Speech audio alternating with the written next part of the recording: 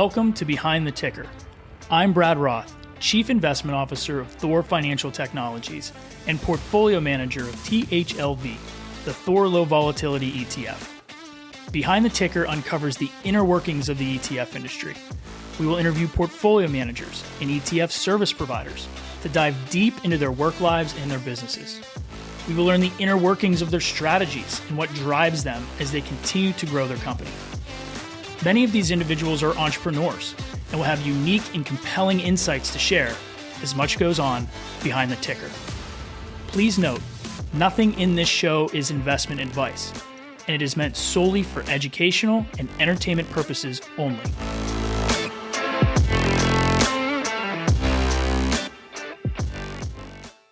Welcome to Behind the Ticker. Today we have Andrew Chanin. He is the founder of Procure Asset Management. Andrew has a ton of experience in the ETF industry, and today we talk about his two products that he has brought to market, UFO, which is a space exploration ETF. It invests in the industries which make space and space travel and space technology all possible, even as simple as me delivering this podcast to you over the internet. We also talk about his other ETF, FIXT, FIXT, which is a disaster restoration ETF. I really enjoyed my conversation with Andrew. I think you will too. So without further ado, please welcome Mr. Andrew Chanin. Andrew, welcome to the show. Thanks for having me.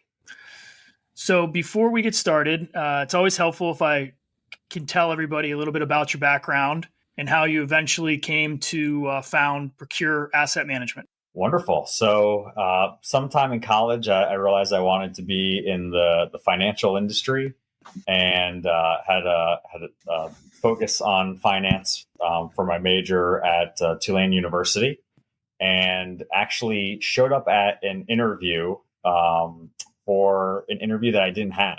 It was right on Broadway, downtown New York City, a couple of blocks from the New York Stock Exchange. And it was for a position to work at a company called Kellogg Group, who, at the time had the largest ETF specialist trading unit on the floor of the American Stock Exchange, where essentially most of all the ETFs were being listed at the time. And ended up getting the job out of all the people that actually did have the interview lined up, and became fully immersed in the world of ETFs. And so starting off as a clerk on the floor, working my way up to becoming our lead market maker for international and global equity ETFs on the NYSE ARCA exchange. As ETFs started transitioning to ARCA, started trading those upstairs for the company, eventually was poached by another firm that also had a specialist trading business, but was actually looking to build out a prop trading desk, and they had no experience in ETFs, and they brought me on to help build out the ETF prop trading capabilities. From there, made a lot of relationships with various players in the ETF space across the issuance side, as well as just various service providers, and eventually helped create a company called PureShares, which went on to sponsor 10 first-to-market ETFs.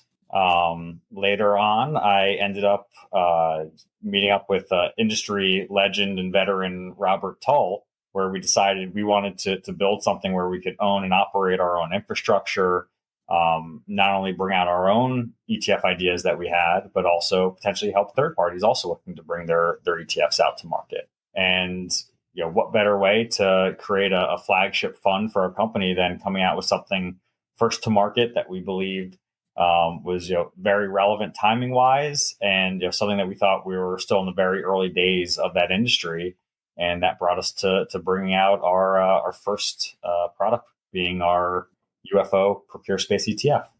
That's great, and I want to come back on that because there's some things I want to ask you about with regards to why you decided to kind of build your own infrastructure, but before I get too serious with these, I always like to ask, what do you like to do outside of work? Any hobbies, any interests? What are you doing when you're not behind the desk? Family is certainly important. Getting to spend time with family and friends is wonderful. Having grown up in the New Jersey area and having a lot of friends that have stuck around, it's wonderful getting to stay connected with them. But you certainly love shooting hoops, whether it's playing horse or just shooting around in the driveway. Getting back into tennis, which is has been a lot of fun, and cheering on all my local sports teams is certainly a passion as well. Yeah, that's great. I won't be shooting hoops with you. I think I would shoot like 5% from the free throw line. As a former hockey player, there's no worse basketball players in the world than hockey players. So I had my fair share of street hockey and played in a roller hockey league as well. So it's fun. Certainly enjoyed them growing up. So let's go back to starting your own infrastructure. We when we came to market about a year ago, we obviously had a plethora of opportunities to kind of work with a lot of the white labelers. What was your reasoning kind of behind going your own route? It definitely takes longer. It's definitely more expensive, but for somebody with so much experience in the ETF business, why did you think that was just a better route? So there is a lengthy federal ruling in the Southern District of New York related to my experience as a white label client. And unfortunately, the judge ruled that essentially our products were stolen from us. And the risks of that, the learning experiences from working. Not saying that every platform is going to necessarily do that, but having had the experience happen to me was something that I couldn't look back and put myself in the same position. And being able to build our own infrastructure. Certainly, we do outsource various roles like portfolio management and others, but being able to have at the time exemptive relief, having our own separate trusts was something that was really important to me. And having someone as experienced as Bob Tull, which helped build what was essentially the predecessor to iShares, as well as having launched ETFs numerous countries around the world, working with various regulators and exchanges to help them build up their own capabilities to open up their markets for the ETF industry. We had all the skill set, we had all the knowledge needed to be able to do it on our own. And, it really made sense, especially given the first experience I had. Yeah. Well, sorry to hear about that. And, we thought a lot of the same things as well. As we wanted ownership over the firm and the brand and the infrastructure. I think it goes a long way, especially for somebody who wants to get additional products out to market quickly and own that process. So let's talk about Procure. Is the firm solely an ETF issuer? Is that what you're doing? Or are you also going to try and get into helping others launch their own ETFs? So we, in our early days, we actually did have a separate trust. So one thing that we thought was important for us was delineating between partnered products and proprietary products. So, the first go at it, we had a fully separate trust where we helped a third party bring their idea to market. Unfortunately, they didn't want to continue supporting the product, in under a year after having launched it. And so, we ended up winding that product down, but we also have our own proprietary trusts where we launch, our own Procure branded products off of. And that's where we have currently our first two Procure branded ETFs. But, I think, having that delineation is something that also provides, partners with a certain level of trust and confidence as well. And not all providers do something like that. I think we were kind of in a fairly unique spot, though, given our pretty vast experiences as white label clients. My partner Bob Tull had actually been one of the individuals that helped build that platform that our company and my first company ended up sponsoring products on. But certainly there are risks to everything, whether you go at it alone. Certainly you'll hear people talk about the time it takes to get to market, the costs associated with it, the knowledge that's needed, experience, expertise.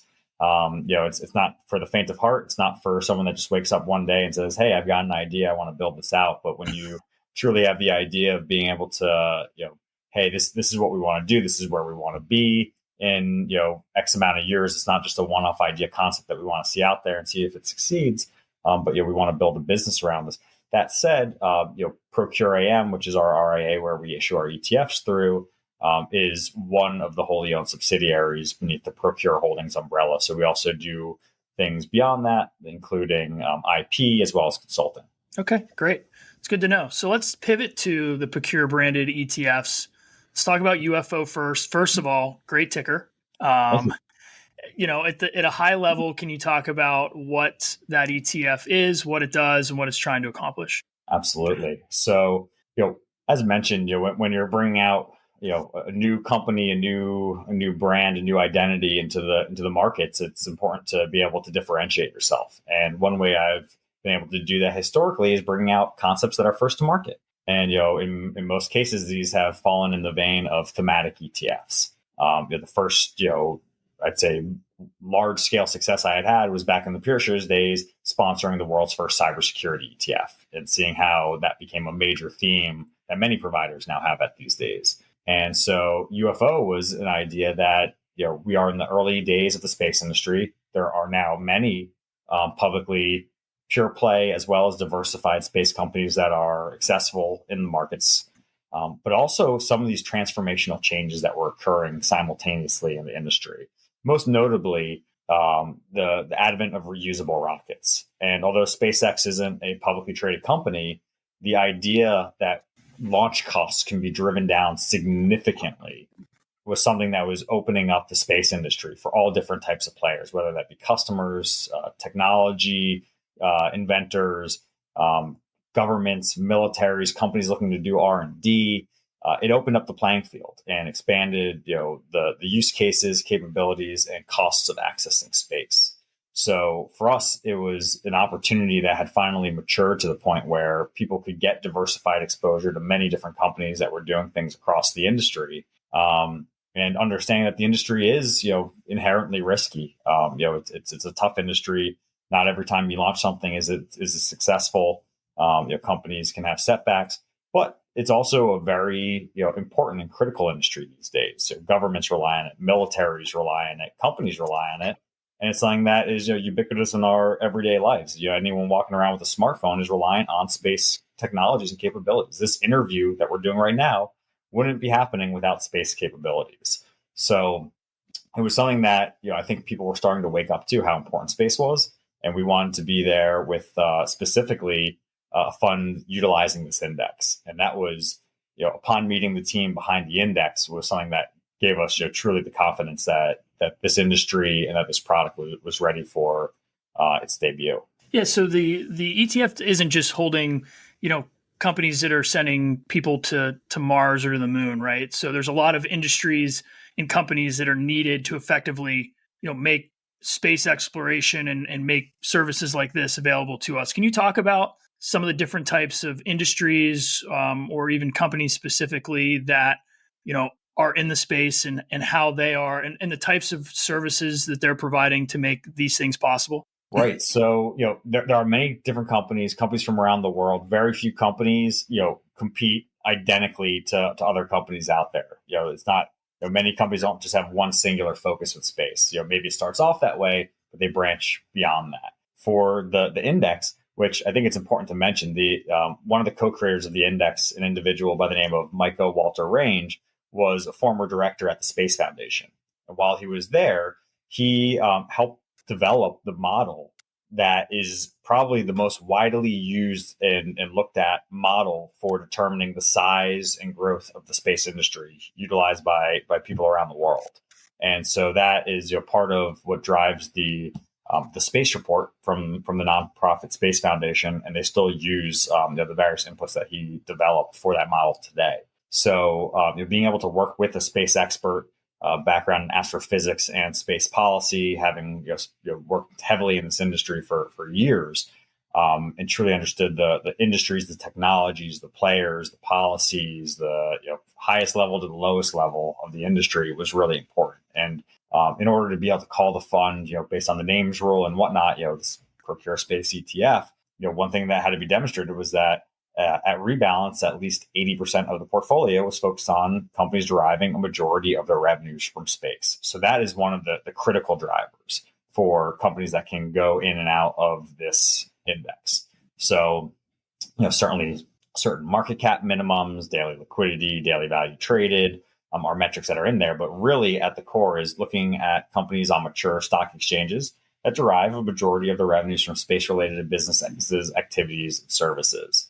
But also realizing that when you look at the broad global space industry, you have these major players that are more diversified. Think your diversified aerospace and defense names. Lots of times they're referred to as your primes in the industry. Realizing that they are major players in the industry, it didn't necessarily make sense to exclude them, but it also didn't make sense to have necessarily a market cap weighted play, because in some cases it's less than 50%, but greater than 20%. So it made sense for them to have a position and placement in the index, but only up to 20% at rebalance of the underlying index can be in these more diversified space names. So ones that are still generating significant revenues from space, but maybe that's not the majority focus of their business. So what you're left with are, companies that are, launch companies, satellite manufacturers, satellite operators, companies that help with, connectivity, communications. And it's actually a pretty wide range of companies, and people don't necessarily realize all the different components, players, and whatnot that go on to this industry. But also there's some more consumer focused types of names. So companies that are providing satellite radio, satellite television, and other types of communications also have the potential ability to be able to make it into the fund. Got it. So as a general question, we've talked about what SpaceX has done and making, reusable rockets possible. And that's obviously going to lead to cost savings. But what milestones does the industry need to hit from a high level, do you think, to see significant growth in this industry? Meaning, does SpaceX need to be launching more rockets? Do we need another SpaceX? Like, what needs to happen in order for this to become really more of a mainstream type industry that is growing and consistently, providing benefits to us on like a daily basis? Because it's very expensive to do these things. And so, is it just pure cost savings? Is it innovation? What does that look like? I believe that cost savings is possibly the biggest innovation for the industry. So, before, when it costs, hundreds of thousands to millions of dollars to send, a kilogram's worth of material to space, it's not that, affordable for many people to utilize it. But if you get launch costs down to, the hundreds to thousands of dollars, range, it truly opens up the market. And in the early days of the space industry, it was primarily government agencies that were funding it. You think of the space race and the early space program, and governments and government agencies and militaries were the major drivers. Over time, that's changed to roughly only 20% is coming from government agencies around the world. Now, what we're seeing is a ramp up in this modern day space race. And if you're paying attention to the news, it's impossible to ignore how intertwined space technology is with modern warfare. And space is viewed as the strategic high ground for modern global conflict. And so any company that's looking, or any country that's looking to have a major presence in the geopolitical sphere, needs to take space seriously. And many countries haven't put enough resources into it where they'd be reliant on their own. So you're faced with this predicament of, do I spend an astronomical amount of money in order to build out my space capability so I don't have to rely on third parties? Do I find a contingency where either I lead that group because I have the most technologies and the most resources, and allow other players that I feel comfortable with to work alongside us? Do I not have that capability and I need to be completely reliant upon others to help us achieve our space endeavors and desires? And that's, or do you just throw your hands up in the air and say, this is something that we can't do, and get left behind? So, there aren't a ton of options. But what we're realizing is the countries that are saying today, hey, we see where things are moving, we need to have a major presence, they're going to be forced to spend a tremendous amount of money. So where, you currently have this roughly 80-20 split, the government, side is starting to pick up around the world on what they're spending. It's not something where Republicans are saying, no, we need to spend more. Democrats are saying, no, we need to spend more on space. It's pretty much, agreed consensus, on all sides of the aisle that this is something that needs to be driven forward. And what's really pushing it is that adversarial nations are making tremendous strides forward. So you see what Russia's doing, their ability to launch, having held hostage British satellites at the Baikonur launch base in Kazakhstan at the start of the Russian-Ukrainian war was one major sign pushing us in this direction that, hey, maybe you need to be more cautious about who you rely on for your space capabilities. And certainly China has been making some tremendous efforts forward, creating their own space station that is currently in operation, allowing others as they see fit to be able to utilize them. But the next big push beyond space stations that we're seeing is a race for the moon. And no one really knows how countries will or won't operate once they get there. But once they get there, they will start doing things. And so there's a new land grab. The moon is extremely strategic, and they call this opportunity the cislunar economy. And that's something that you look at what China's saying. They see this potentially as a multi-trillion-dollar industry over the next couple of decades. And that's just the cislunar economy alone. And so I think we saw governments and government agencies open up the door saying, hey, we're willing to allow commercial players to really drive this because we don't need to own, operate, and be everything for this industry. We can find companies that have the capabilities to allow us to achieve our goals. And that's something that SpaceX has done. So I think what we're seeing now is governments really starting to ramp up and understand the importance of this new space race. And whether it is riding alongside an ally or going at it yourself, the growing list of companies or countries that have ambitions for the moon and beyond seem to be growing, every month. And, their timelines are very ambitious as far as when they want to go to or return to the moon. So I think, it's very exciting, and that's presenting a lot of opportunities, a lot of contracting opportunities for commercial companies as well. But the more we can lower the cost of launch, the more potential clients that are out there.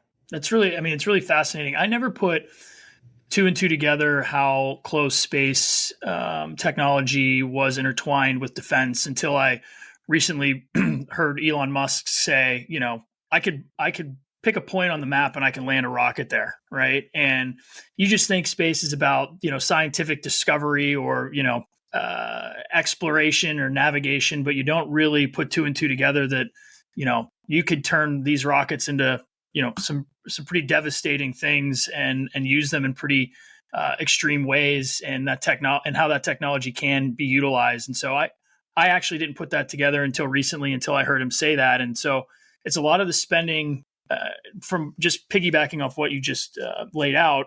Is it mostly commercial, or are you seeing it mostly being defense? So most of the space economy for the last couple decades had been commercial, but it does appear that governments are looking to ramp up their spending, and even if solely for the purpose of not wanting to be second place. Hypersonics, an area that has use cases for space as well as terrestrial benefits, is something that we're starting to see a decent amount of spending towards. It's been claimed by many experts in the U.S. Defense Department that China and Russia have leapfrogged U.S. hypersonic capabilities, and one of the best ways to catch up is to spend more. Do more research, do more testing, and create something better. That's something that could unlock tremendous opportunities here on Earth. You talk about solar energy being something that people are excited about here on Earth, but the idea of capturing solar energy in space and beaming it via microwaves down to areas down on Earth might end up in the long run be the cheapest way of doing it. But again, until you get launch costs down, until you get the technologies really firing on all cylinders, it doesn't necessarily make sense. But these are longer term plans that companies today are already working on. So I think the more we build out space infrastructure, whether that be on the moon or whether that be via space stations, there are a lot of opportunities. I think that's what makes space so exciting. It's not no one company is identical to any other company out there, and governments are spending, companies are spending, and consumers are now able to access space if you want to spend a lot of money to do some space tourism. So I'd say the early days of space we're very ego driven. Look at what we can do. We're first. And now it's, real applications with real impact. And, I think another important thing is, when you talk about government spending money, typically people always, focus on the waste, and, that the money doesn't necessarily get what you're hoping it does. With space, it's been shown, many times that, space investment by NASA, in many cases drives a lot of innovation and things that actually help us benefit us here on Earth, even if that wasn't the initial intention for why NASA's going off and doing something. So we actually do, in many cases, reap a lot of rewards beyond what the initial goal was for achieving some type of space accomplishment. Well, yeah, this is fascinating. I could talk to you about this for a while, but let's get back to the nuts and bolts real quick on the ETF. When the index is being constructed, I know you have 80% must have 80% of their revenues directed towards space, or their spending directed towards space. Are you just running a fundamental screen to find these companies? How is the index kind of being constructed? Yeah, so the index team, there's an index committee. They, this individual, Michael Walter Range, is constantly going through a database of companies that are out there, publicly traded companies. They're sifting through the companies, documents to determine revenues, where they're being generated from, if they're space related or non-space related. And just a clarification: the 80% rule is at least 80% of the weight of the fund has a majority of the revenue. So over 50% of their revenues coming from space. And then, about how many companies are going into? And it's a quarterly rebalance and a semiannual reconstitution. There's been anywhere from, call it, the low 30s amount of companies in the fund to high 40s or possibly even beyond at a given time. But as we've seen some consolidation, as we've seen, some companies get go private, or no longer meet various liquidity thresholds or market cap thresholds. Some of them have also been removed, but it's it's a living, breathing index that's always looking for companies that fit the qualifications to add, and removing companies that no longer meet those qualifications to remove. Got it. So that all makes sense to me. A number of holdings makes sense to me. How are you going about the weighting logic when the index is constructed? As you said, you can't really do it market weighted. Are you doing it equal weighted? Is there some active component to it? How are you weighting? It's a modified market cap. So it does look at market cap. It has these two classes of diversified or pure play. And the pure play ones are, you're looking at the market cap as well as the percentage of revenues derived from space to make those calculations. And so, last on this ETF, when you're talking with investors or an advisor, where do you see this kind of fitting in holistic model portfolio construction? Are you kind of bolting this on in a growth sleeve, or kind of where would you recommend when someone's looking at maybe allocating to this fund, where it would kind of fit a holistic diversified portfolio? No pun intended. I think for a lot of people, it's viewed as a satellite exposure. Actual satellite exposure is something that people have very limited exposure to. And when I look at the theme of space, when you think about satellites, connectivity, and communications, I look at other industries that people are really excited about, that they're whether it's a pure play ETF that they're investing in, or individual companies. And some of these industries are things like cloud computing, 5G, Internet of Things and connected devices, big data, AI. Even in case of blockchain and cryptocurrencies, there's a common thread, and that common thread is data, and that data goes from point A to point B.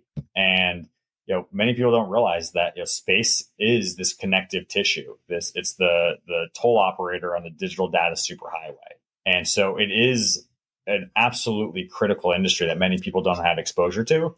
And when you do a comparison of other sectors or industries, and funds and whatnot, you do an overlap analysis.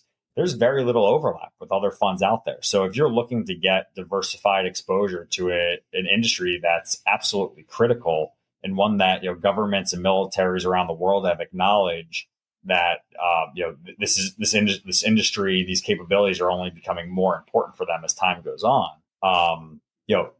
It seems like an interesting sleeve, whether it's an innovation sleeve, whether it's a very specific part of aerospace and defense, just the space part of it, which doesn't necessarily get covered as much by existing aerospace and defense funds. When you're talking about building out the major infrastructure, over this next decade that is going to potentially help pick the winners and losers on a global scale over the next several decades, this looks to be a really interesting industry that I think people may want exposure to, and by being able to play it with diversification, you don't necessarily have to put all your eggs in one company's basket. Sure. No, that's great. Let's a fascinating product. Let's pivot real quick. You have one more ETF with ticker FIXT, which is a disaster recovery ETF.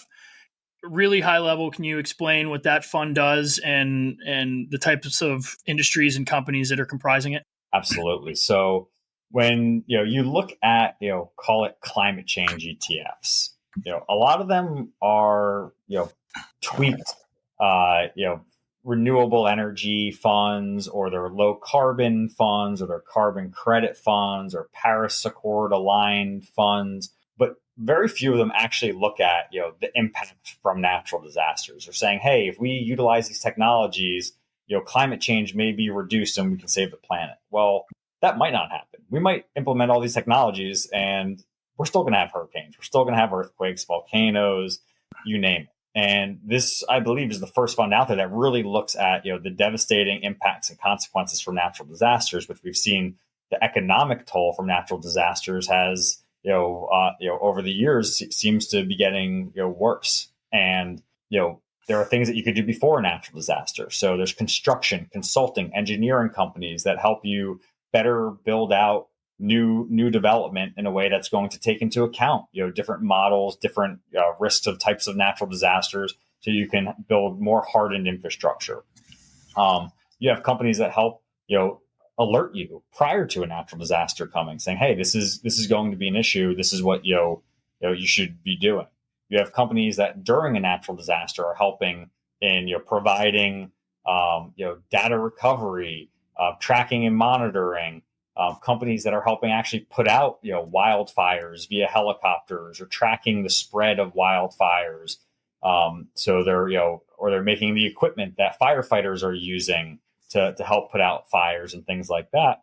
And then ultimately, after a natural disaster abates, you're trying to figure out how do we rebuild. And so a lot of those construction, consulting, engineering companies are coming back in and helping rebuild. And this is something that is I believe a really important industry. It's when you think of natural disasters or making money when there are natural disasters, many people think of opportunistic price gouging, things like that. What we see is this is a really interesting basket of those companies that are helping us in our deepest, darkest times of need. So you even have on the retail focus side, you have your companies like Home Depot, Lowe's, West Farmers that are helping you, whether it's buying the plywood to put up over your windows before a hurricane comes, or you're buying paint and tiles and everything to rebuild your home. It takes a lot of different companies that help us, and these are the companies that I think should be championed when these events happen. But you also have the ability, similar to what they talk about in medicine and other areas, that an ounce of prevention is worth a pound of cure. There are steps that can be taken to help minimize the effects of natural disasters, and you're seeing it with building of canals and flood walls and things like that to help better protect various parts of infrastructure developments, and hopefully saving human life in the process. So to me, it's a really important industry. It's one that I don't think people have necessarily considered as much, but as you see devastating tolls of natural disasters, and also man-made and man-accelerated disasters. Some of these companies are helping there. When we saw the not too far from where you reside, the East Palestine train derailment in Ohio, there were companies that were called on with hazardous waste removal and things like that are really important for natural disasters as well. When you look at countries that are going through attack and having their infrastructure destroyed, you need major companies, global companies, multinationals coming in and helping in those aid recovery efforts as well. And in a lot of cases, companies within FIXT are ones that are being called before disaster strikes, in the middle of disasters, and after the disasters have already struck. Well, Andrew, both of these products, as you kind of pointed out, are very kind of thematic and almost niche. I'm curious, someone with as much experience in the ETF space as how do you view kind of marketing and the distribution of these? What are the kind of the steps you guys are taking to get eyeballs on you as a firm and these products individually? A huge effort is opportunities such as the one that you presented us with today, where we get to talk to individuals as well as their audience about these unique products and where they may fit in people's portfolios, why or how they may want to use them. Is a phenomenal opportunity. We also on our website have different materials that individuals can look at. They can come to our website, sign up. We put out a monthly newsletter on each of our products. And keep them informed of any updates that come out regarding the company or the funds.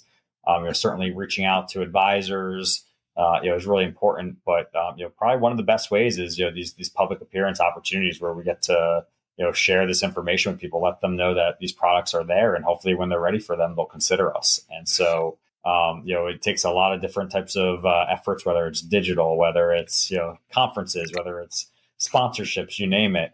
All of them need to be considered, but you never know which one's going to work. And I think in many cases, the best opportunity is letting individuals know that these funds are out there. And when they're ready, sometimes the media themselves pick up on these opportunities and say, hey, by the way, there actually is a space ETF, or wow, generators are really important. What kind of fund would have generator companies in their fund, and you have something that's there waiting for them. And so sometimes we're early. I had the first AI fund, which was a big data and analytics focused ETF that was launched back in 2015. And no one understood how important necessarily that opportunity may be. And now there's numerous AI funds that are out there. So sometimes we're on the early stage and it takes people time to realize how important these themes are. Sometimes you have an event like where you have the first cybersecurity ETF, and 2 weeks later the Sony breach happens, and cybersecurity is all everyone's talking about. So. Right. We like to position ourselves, first to market ideas in ways providing very interesting exposures that people aren't necessarily able to get via existing options. Well, Andrew, this was great, and thank you so much for your time. And before I let you go, you mentioned your newsletter. Where can people go, or articles and things? Where can people go to learn more about you, your funds, and the company as a whole? So Procure. ETFs.com. You can come and you can see everything that we're working on at ProcureAM. And if you want to reach out to us as well, it's got our contact information. Shoot us a note, give us a call. We're always happy to talk to people that are interested in what we're working on. And really, again, I appreciate the opportunity and what you're doing to educate individuals with what's going on in the space. It's one that I've believed in for years, and it's incredible seeing the amount of innovation coming out of the exchange traded product world these days. Well, again, Andrew, thank you so much. I enjoyed spending my time with you and hope to talk to you soon. Looking forward to it. Thank you.